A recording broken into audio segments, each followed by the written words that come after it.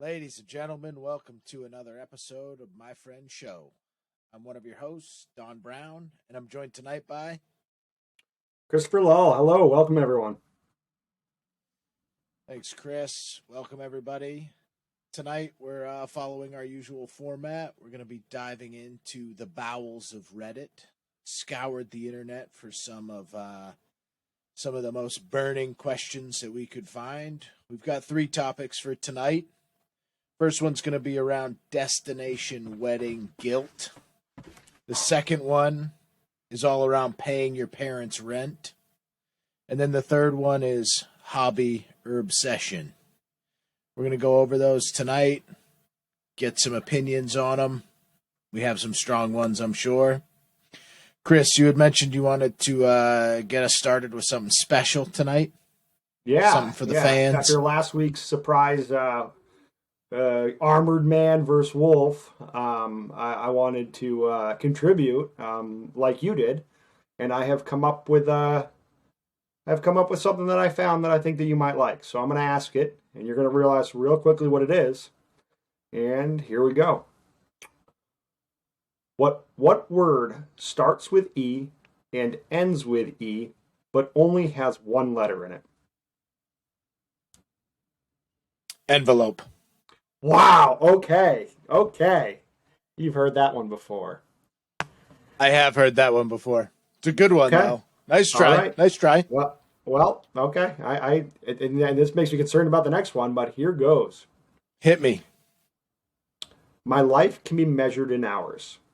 I serve by being devoured. Thin, I'm quick. Fat, I am slow. The wind is my foe. My life can be measured in hours. Give me In one more hours. take on it. One more time. My life can be My measured in life hours. can be Okay. measured in hours. I serve by being devoured. Thin, Okay. I am quick. Fat, I am slow. The wind is my foe.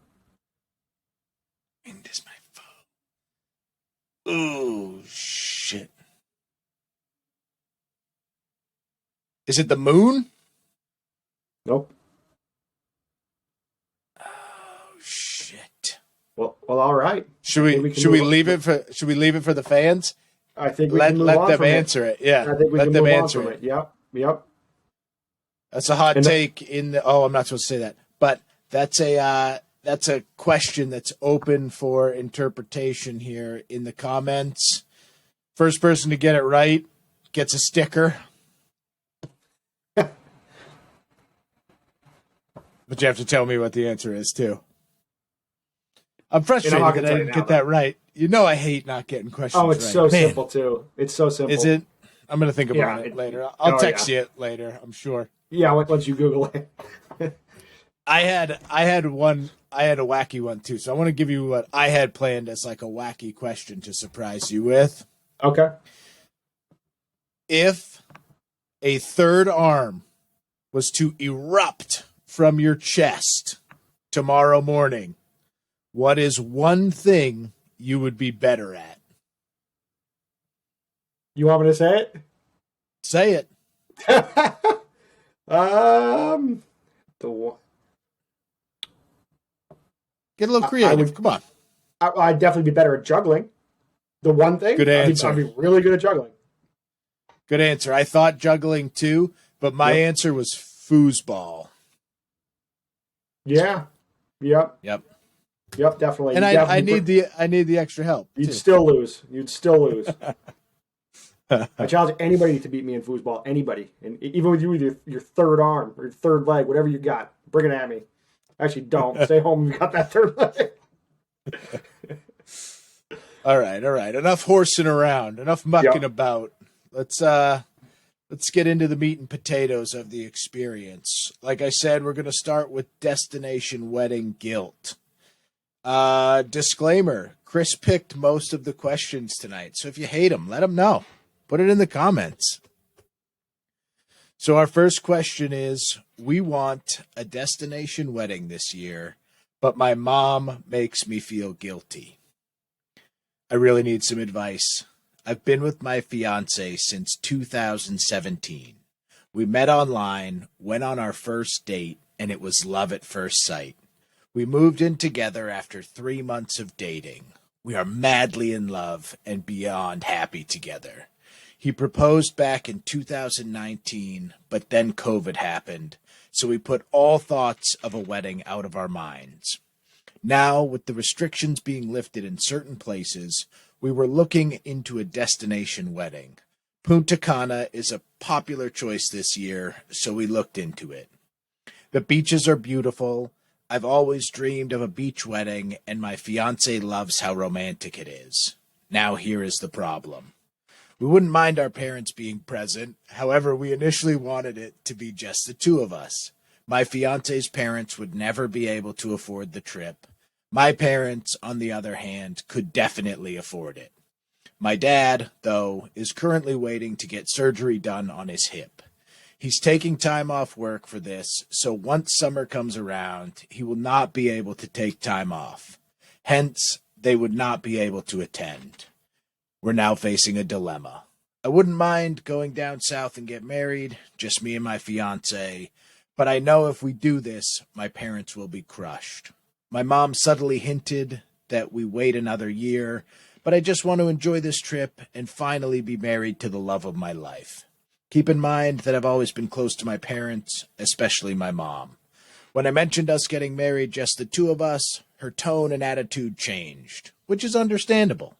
She makes me feel guilty, but this is something we really want to do. I just don't know how to proceed. Any advice on how to handle this situation would be appreciated. And then TLDR. I actually don't know what that means, but we want a destination wedding for the two of us, but my parents will be crushed as they won't be able to attend. Do we still do it?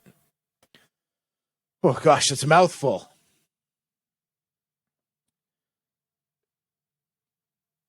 Please. TLDR. What does that stand for? I honestly don't know. That's what the young kids are saying, apparently, because I am clearly old. Too late, didn't read? Oh, maybe. Talk later, do research. Could be that too. Yeah. Thinking this through, I thought about this for a little while. I don't know how I feel about this. Like, personally, I feel like you should. There's like two sides to this. I think they should what not side are you picking? I think they should not do it. I think they should wait for their families. Wait for their families? Yeah, that's where I fall on this. Weddings are not just for the people getting married. No chance. You do whatever you want. It's your wedding. It's literally just for you and for your significant other. If they both agree that it's what's best for them, they go and do it. And you don't even tell anybody at that point. You just leave. You just leave and go do it. If that's what you want to do, just go do it. There's no reason. I disagree heartily. I think weddings are about your family too, and about celebrating the people together and having that experience with everyone. And I know you could do a ceremony later, but the whole experience is supposed to bring both families together and make it about unifying like these people together. I think not doing it and making it about just them is like a really new kind of modern American concept. Yeah. I mean, so is electric cars, but they're not bad. Sound like a good idea? Well, I mean, I'm still up in the air about those too. Okay.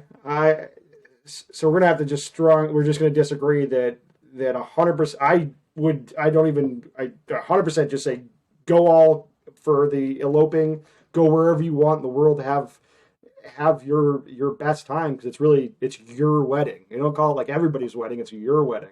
So, but you think that you think they should wait too, like wait on it, not even do it just more practically at home, like a simpler. Yeah, wedding? I would say. Well, they would have to wait just so that her parents could go because the father's getting surgery, but they could do the wedding at home right now. Like the father's getting surgery, but he's not like, crippled or whatever it is there. I imagine he'll be able to attend before or after the surgery. He just can't fly or travel that distance with the hip surgery. So I don't think they should put off the wedding, but I think that a wedding is a community event, in my opinion. It can be. It definitely can be. They can be, or they can be small and just intimate. It really just depends on what those who are getting married want. But okay, if they do wait, so we'll say that this person is takes your side on this. They're going to not elope and go do their own thing. Do you think that the destination wedding is off the table if they do wait?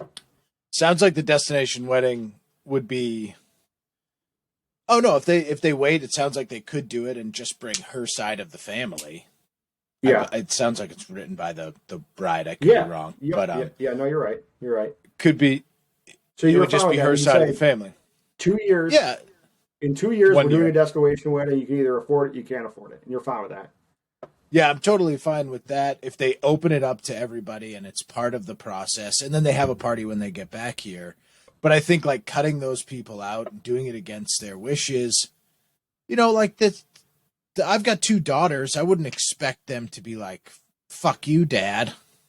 I'm going and doing this with my boyfriend that I love." It'd be like, "No, Or you dude, this couldn't is afford it, but your daughter's, or say your daughter's soon husband, they can afford it, but you can't afford it because it's in Europe and you don't have the funds. Like it's just not practical because that's what it sounds like. They don't have the funds for it, so you wouldn't be able to go.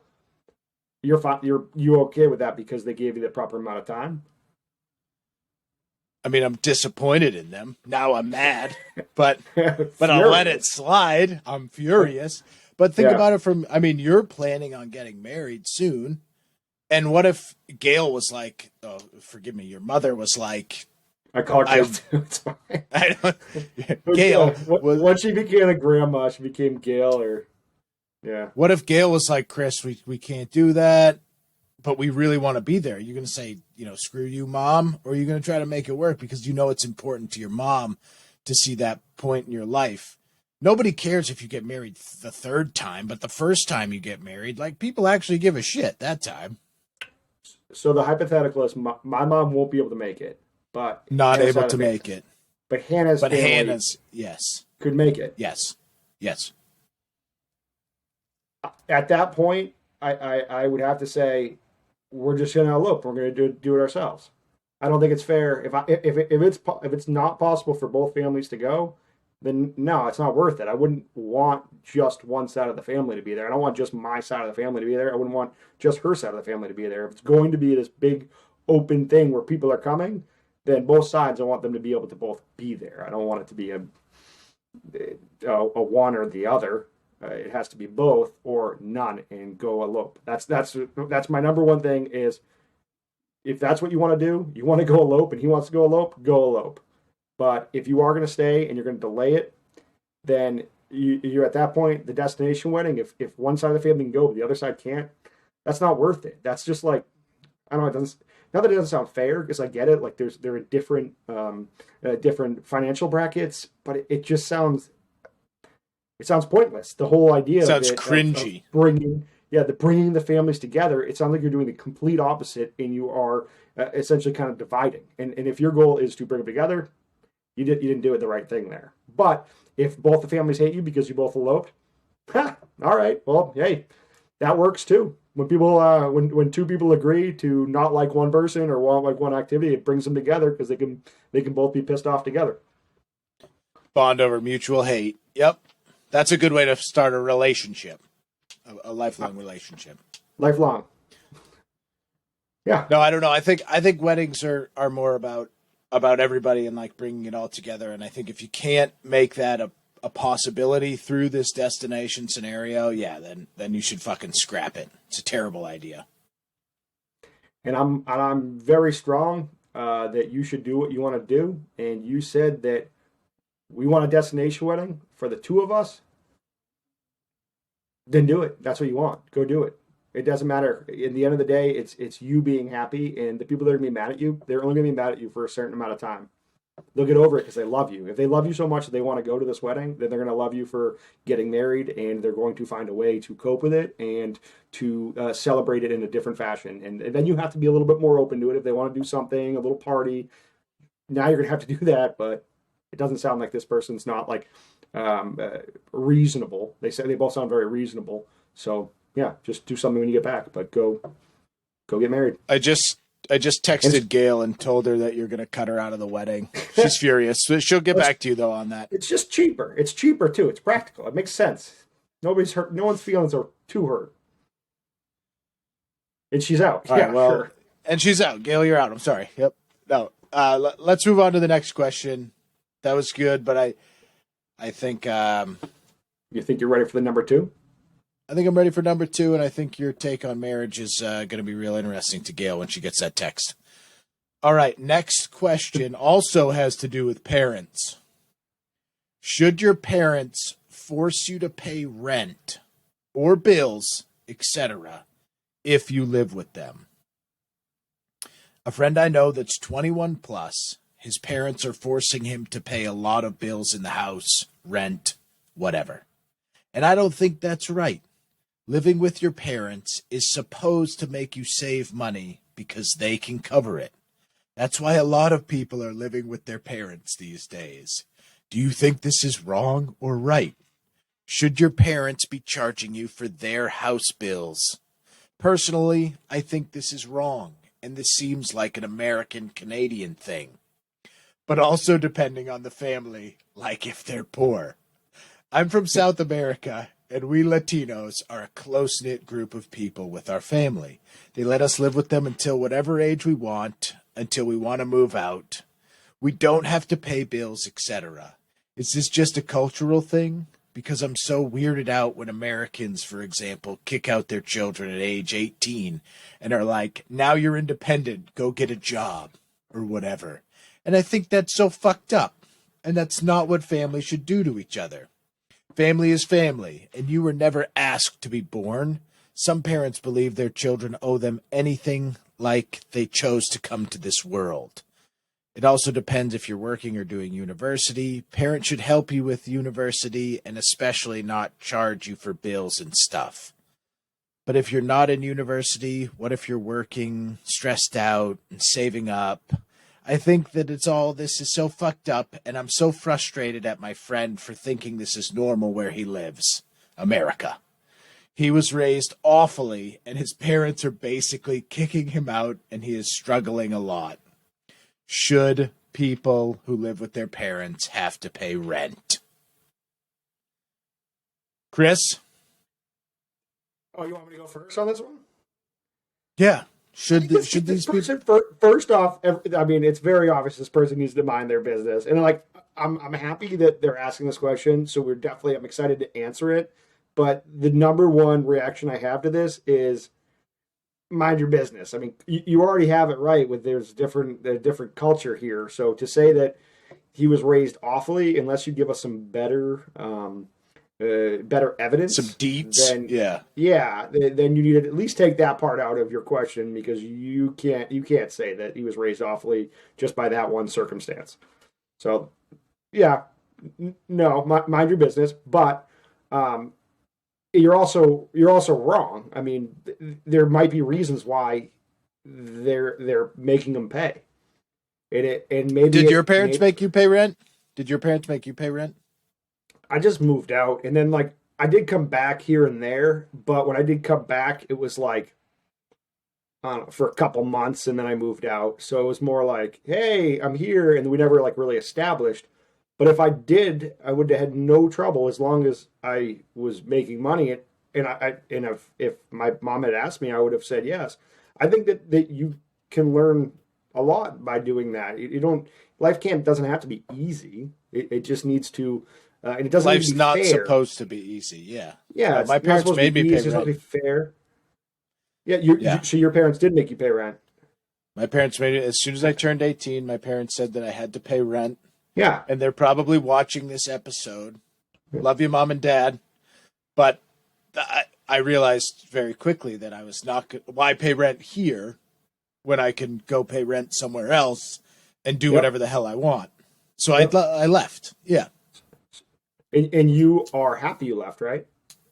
Oh, I think it was the best thing I ever did. I don't think like this whole idea of coddling people or that life is supposed to be easy and that your parents are supposed to take care of you forever is insanity in my a personal opinion. I think that only makes like weak people.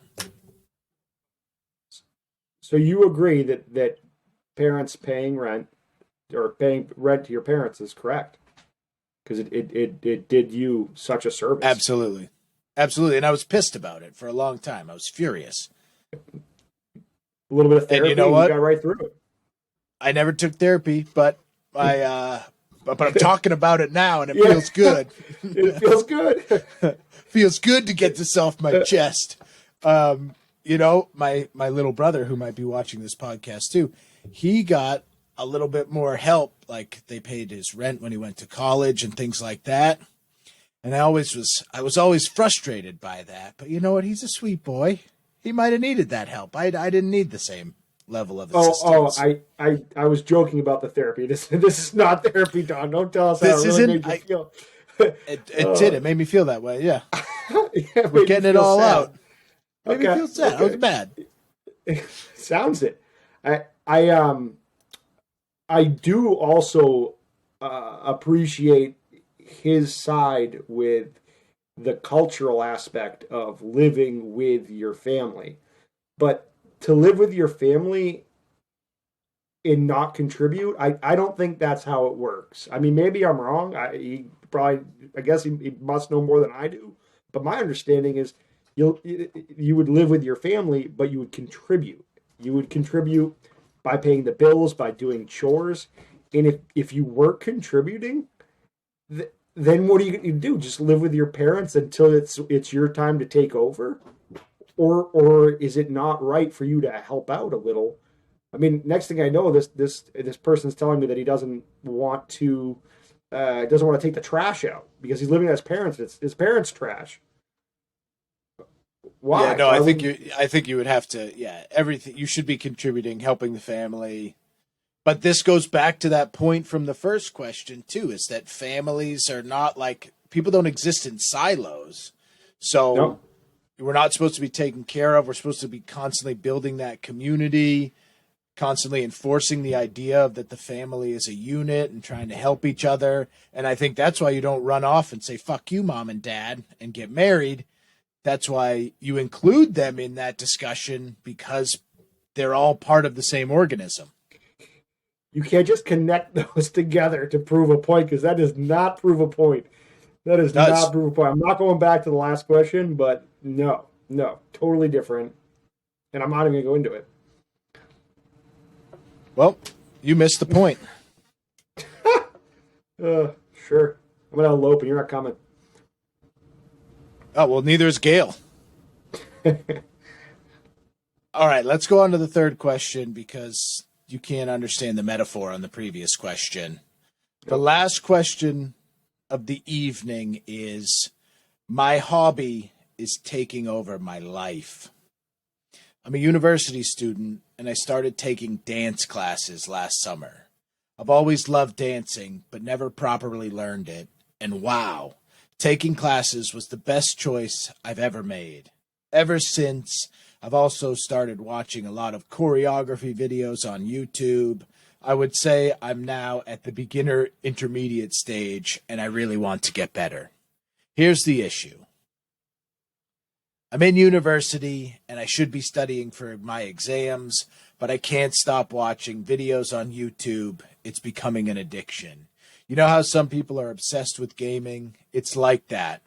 When I turn on my laptop, I go straight to YouTube, and I just watch videos of people dancing for hours. I can't stop. I don't think I've ever encountered such a thing where I feel completely mesmerized. Even before I sleep, I just think about how I can become a better dancer. I graduated with straight A's in high school. I was very driven and determined. I finally managed to get into my dream school, yet I've never been this distracted before. Now my grades are plummeting, and I can't seem to focus on schoolwork, yet I don't care. I really couldn't care less because watching people dance and learning how to dance gives me my life so much more value. My whole life is focused on dancing now. This isn't just a temporary issue. I've been dealing with this for the past 5 months, and I need some advice on how to balance this out. I even thought maybe I found my true passion in dancing, but I think it would be too big a risk for me to start pursuing it professionally. What should I do? Oh, this is my life right here. Not dancing, but I get obsessed with things. You said it. I get obsessed with things, man. Like, this is exactly what I do. Look at me. I'm doing a podcast right now, but I get obsessed. Like, I just dive into stuff, totally destroy hours of my life just like watching YouTube videos, learning how to do things. I completely understand this. Do you do that? Do you dive into stuff? Come on. You already know this, but I'm glad. I think you're queuing me up here, teeing me up. I 100%. I can become obsessed with things, and I've had to find ways to curb that excitement, that energy that I put forth towards almost anything that gets my attention. I can easily become obsessed with soccer. That was what it was for me in college. I was obsessed. What was your last meaningless one, though? Like, it's not soccer or something that you did for your whole life. What's your last one where it was like pen and ink art or something? You know what I mean? Like, what was the last one? Well, I don't think that. I mean, I'll answer that, but I don't think what she has here is any less meaningful than my soccer. I compare it very similar to soccer, where she's in class, she's thinking about a sport, and I'm in class thinking about a sport. She's trying to perfect her craft. But you played collegiate soccer, and she says she's a beginner dancer, maybe intermediate. She taught herself, she's taking lessons. She's not like in a competitive or in a dance club or something like that. Like, all right, she's fair. She's different than you. Yes. Okay, so I want to come back to that, the soccer, if need be, but I could easily go into it's got to be podcasting. 100%. Yes. Okay. Yeah. Yeah. Yeah. I'm that's intermediate. I'm just learning. Beginner. But I'm a beginner. I'm editing video. I'm loving it. I'm obsessed with it. I think about it when I'm at the gym. There's been times where I thought about it before bed and I couldn't stop thinking about it. I'm so into it that I'm willing to spam people to let them know that I want them to listen to my podcast. I'm obsessed with feedback, and it's too much. But like her, we have other things going on that we need to focus on at certain points. So you have to find ways to get over it. Is podcasting the one for you too, or did you have another example? No, so podcasting is my most recent obsession, and I'm doing okay with this one. I'm keeping up with it. Before that, I was heavy into, I guess I was into art for a while. That got me on a long spiral of like just watching YouTube videos and trying to figure out how to be better at it. Hours of time, dude, spent doing that. What was your one before podcasting? Before podcasting, I was obsessed. Well, I guess it would have been the gym. It would have been the gym. I'm not a professional. I'll never be a bodybuilder, but now I'm obsessed with it, and all I want to do is, 100% the gym. You don't even have Instagram, and I was leveraging your Instagram account to send myself little clips on videos so that I could go back and watch them. Perfect it. I wanted to know the technique, and I could have gone down that rabbit hole for a very long time. And I'm really glad that podcasting came in, because now I put the lifting in the more of the back burner, which we still do too much. I'm still obsessed with it, but I don't watch weightlifting videos before bed until 1 a.m. And now I'm at least thinking about something that I think is a little more productive. It was creepy when your Instagram was all just muscle-bound dudes. I started asking a few questions. Yeah, it was happening. It was happening. It was just feeding me the content that I wanted. But yeah. So how should this person get over this addiction? Or even better, should they go full tilt? If you're young enough, I say go full tilt. Go for it. Do you? Yeah. You think you can get it? You think you can get a job dancing? Try it. There's all types of dancers in this world. I bet she can get a job dancing done. Yeah, go. The concerning aspect of it is the lack of sleep. You got to find ways to sleep. That's so important if you want to be a good dancer, if you want to be good at anything. Good point. So you can't just stay up till 2, 3 in the morning, and then that's a bad idea. That's gonna create you being tired, and the more tired you are, the more you're gonna go down the avenue of doing the thing that you want to do because it's easier, and you need less brain power to watch those YouTube videos. So getting the proper amount of sleep, and I'm not gonna say this is the right way to do it, but what I was doing is just ripping a couple melatonin, and I call them melatonin because I just it is what it is. But I like to. I call him tonin. I call him taking that tonin. I'm taking the tonin. Yeah. Yeah. I just started ripping those because I'm like, all right, I take. Sometimes it's 10 milligrams, and that's what it depends on the brand. But 10 milligrams, sometimes it's 5. You only need 5, but do that. Boom, you go right to bed. Now you're waking up, and you have a refreshed mind. You'll be able to have a better ability to decide what you should be doing and shouldn't be doing because you're not tired just relying on the easiest thing to learn, which is your passion. So you'll be able to focus a little bit more on school if you get some better sleep. And nobody likes a dumb dancer. So No. keep up with the school, all right? I am going to check. I did ask the question to her of what she's going to school for. So I think that's important because if she can take what she's doing right now and she can her education, she can somehow tie those together. Maybe it's business. Yeah, exactly. Like now she can sports business studio. Yeah. Because that's kind of what I was doing. I was taking these lessons I was learning at soccer, and I was trying to apply into recreation or physical education, where I was going to first.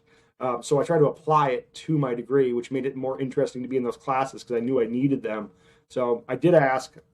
I will check one more time to see if we got a response. No response. I was on Reddit. I was on Reddit when she wrote this. It was 1 minute in. No response. Got nothing back.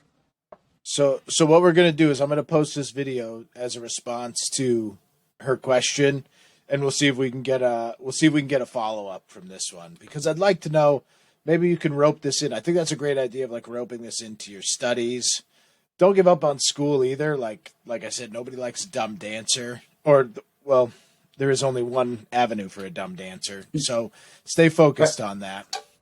I also say some of these things that you become passionate about, they do fizzle off a little bit. So you gotta make it through a little bit, and then you're going to be bored with watching the same videos over and over. You'll come to the scenario where YouTube won't get you any more information than you're going to need to go to school for it. You're going to need to talk to people. You're going to need to be in person and be getting feedback from people. They're going to be needing to take a look at your skills and tell you what you're doing wrong. Unless you keep going and you're now like filming yourself and you're now watching yourself, but you're probably going to need professional help. I don't think most people become a professional dancer on YouTube. So always a chance. There's always a chance, but just like my lifting or maybe even this podcasting, we're going to stay with this podcasting, but I definitely had passions fizzle out, even soccer. I mean, I don't watch soccer videos anymore. I'm not, it is what it is now. I'm, at the age where I've learned quite a bit, and I don't think that I'm going to get where I ever want to get, but I'll keep doing it because I love it, but I'm not going to watch videos over working. I'm not going to... Oh, yeah. No. Yeah, exactly. Remember when I was writing computer code at my desk? You called me Dakota? Yeah. Oh, that was your best one. That was your best one. That was a good obsession with coding, and it was super annoying. We'd be like, we're going for lunch. You're like, I'm trying to figure out how to change the background to blue on this website. And all I've done is created a background that's green, but I can't change it to blue. Yeah, Dakota. Forgot about that one. That was pre I think that was 3 obsessions back. So, yeah, give your dance thing a little time. I seem to rip through obsessions. So I was give yourself obsessed some with time. I was obsessed for a little while with the product I was selling. I was way too into it. Like we'd be at lunch and I'd be Yes. talking about it. Talking about it. Remember when you had to take people to lunch about it? That was hilarious. That was the I don't want to worst. say any names. I don't want to say any No, names out here, but that no. was a good one. I literally had a Um, soapbox and I was standing on it preaching it, being like, I thought that was it. This is it. But then you realize that that's not it. There's gonna be the next thing. Real snake oil salesman about it too. Yeah. Hey, no, I'm passionate about it. Well, all right. Let's close this one out. We'll post a follow up to her because I really want to see what shakes out. We post a follow up to all of these, and I'd love to see how any of them shake out. We have had a couple people write back and thank us just for giving them our opinions on things. If anyone has a question that they'd like to submit, it's advice@myfriendsshow.com. Send those in. Those go directly to Chris's email. So make them as inappropriate as you can.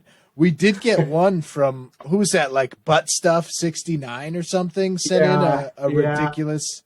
I so have thanks. a few Thanks for that one. of who that was. Buttstuff69.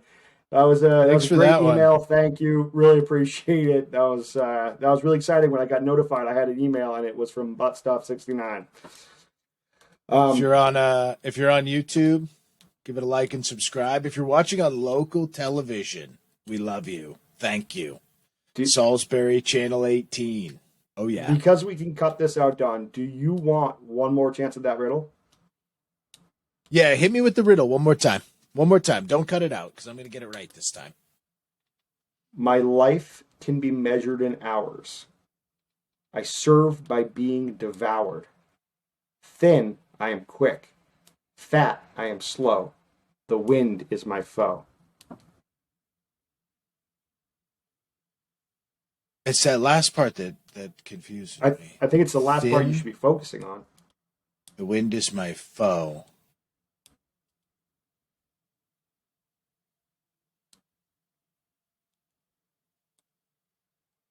Thin, I am fast. Thick, I am slow. Mm-hmm. Is it a candle? Oh, wow. All right. Yes. That's great. It's a little confusing because the wind is my foe, but at the same time, with fire, it might be that it burns faster. So, but too much does become the foe. So I can see where maybe you were a little confused by that. Yeah, no, I thought the sun at first. I don't know why I was thinking that, but now it all makes sense. Okay. That was a good one. Good riddle. Let's get a riddle next time, too. Let's keep the riddles up. I like that. Stump me. Mm-hmm. Stump me with the riddle. Yeah, don't give them to me. I'll be stumped every time. I don't want to. Yeah, no, that was good. I like that. I'll give the riddle, but I will not be able to figure one out. So, well, let's say our goodbyes for the night. Thanks everybody for tuning in. I hope you enjoyed it. Like I said, submit your questions to advice@myfriendshow.com. That goes to Chris's email. So, Buttstuff69, we appreciate it. Like and subscribe on YouTube. Yep. Subscribe. Twitter. Like, subscribe.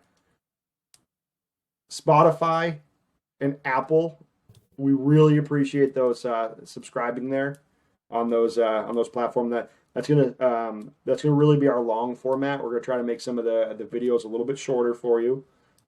We've heard the feedback. Videos a little bit shorter, but stay long on the podcast. Got it. Taken. We're gonna go that route. Will do. Subscribe. Twitter. All right. Thanks, everybody. This land was made for you and me. They told Elijah McClain as he lay in the street, fear in his veins, blood on his teeth, nowhere to go but down. That's right, Elijah. This land was made for you and me.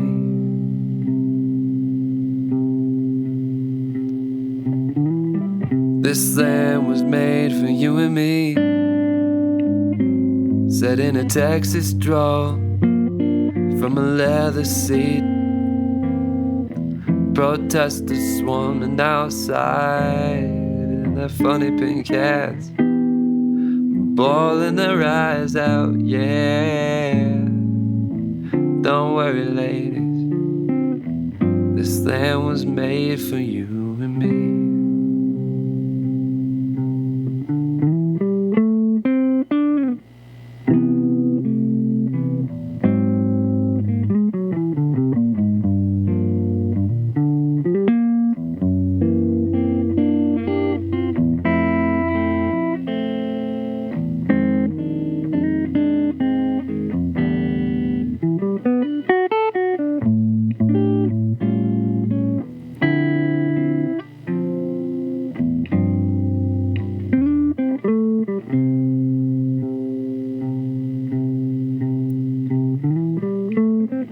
This land was made for you and me, as a citadel, a sanctuary from all the evils of the world. And we can run it down just like that.